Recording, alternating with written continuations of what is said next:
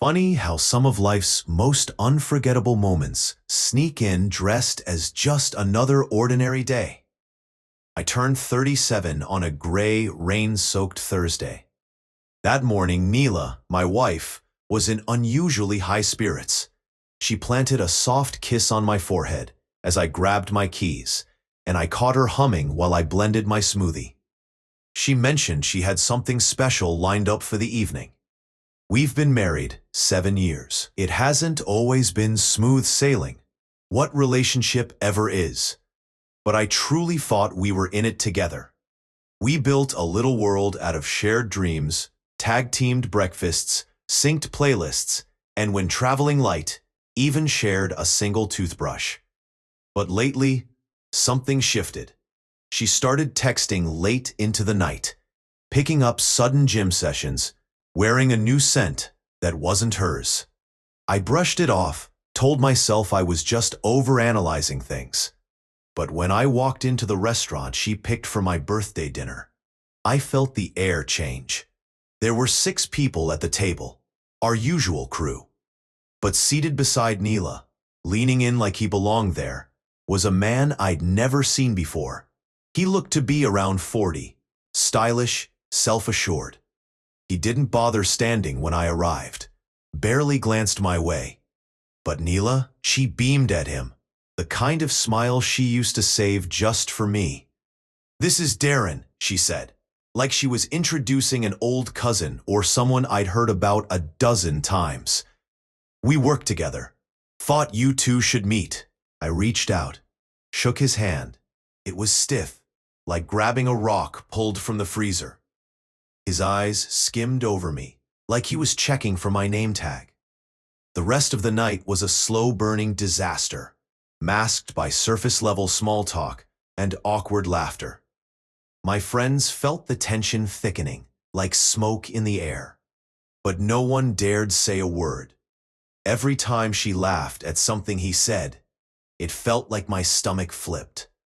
I sat there, watching her pour him another glass of wine, her fingers brushing his shoulder, her lips curling into that familiar smile, as he leaned in and whispered something only meant for her.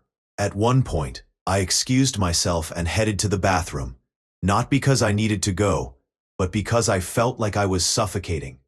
Standing at the sink, I let the water run over my hands while I stared at my reflection in the mirror. What I saw staring back wasn't just tired. It was a man who'd spent years convincing himself that love meant waiting, even when it hurt. A man who silenced his own instincts just to keep believing that the one person he trusted would never turn on him.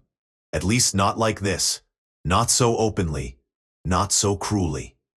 When I made my way back to the table, something inside me had shifted.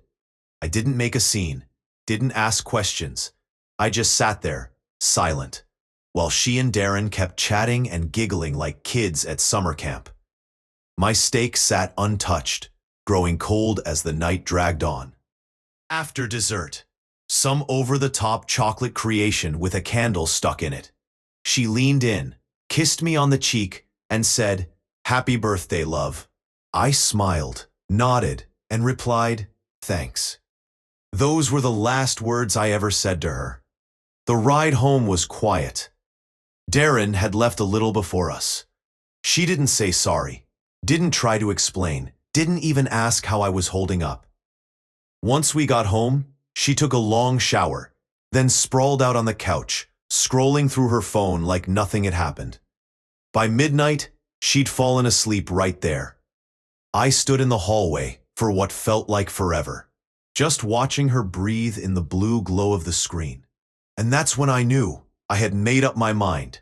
I crammed my life into 2 suitcases, just the bare bones, a stack of clothes, my passport, laptop, and a few old photos of my father, gone but never far from me. I left the wedding album behind.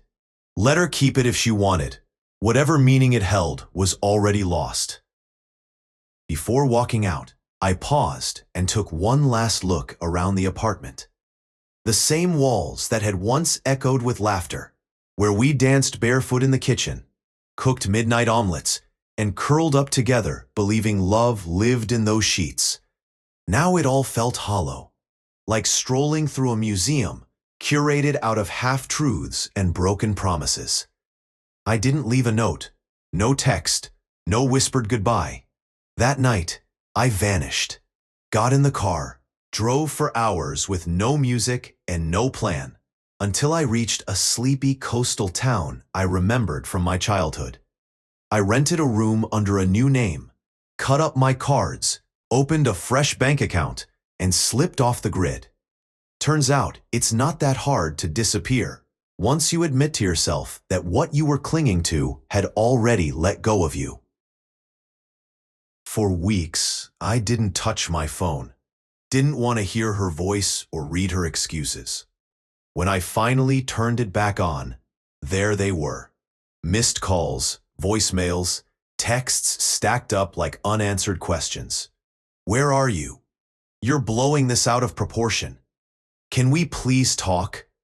You just left. No explanation. I didn't reply.